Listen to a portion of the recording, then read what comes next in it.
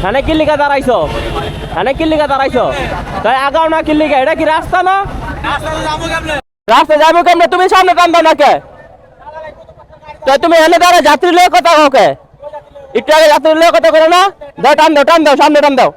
দাও টান দাও। আবার দাঁড়াইছো কে? সামনে টান দাও, তুমি সামনে টান দাও। এই ভাই এই এই এই রাস্তার মধ্যে দাঁড়াইছো কে? এটা কি রাস্তা না? যা সামনে টান দাও। মেয়ে টুপি মাথায় দিয়ে বয়ে রয়েছো। এই সামনে চাপা রাখতে পারো না? কই চাপা রাখছো? রাস্তার ভিতর গাড়িগুলো জ্যাম লাগে কেমনে?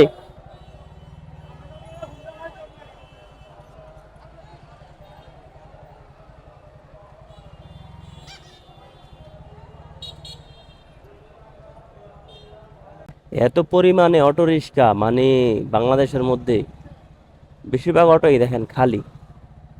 এই যে এই যে মানে দেখেন কয়টা অটো মানে ভরা আছে, সব কটাই খালি।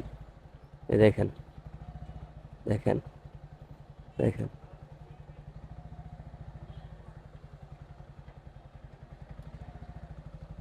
দেখছেন দেখেন মানে কয়টা অটো লোড, সব এই ফাঁকা অটো। তো কি বুঝলাম এই জায়গা থেকে?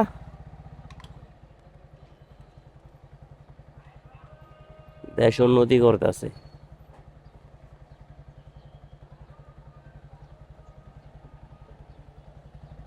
সব ফাঁকা অটো সব।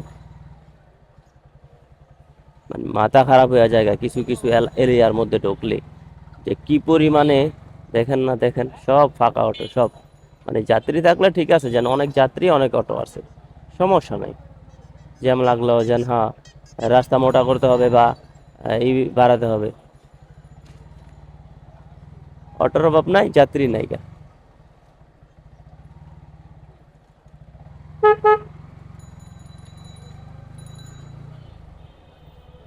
মানে রাস্তার মধ্যে কি একটা শুরু করে দিছে। হ্যাঁ কো ডাক দেখ গা, মাথা এমনি গরম।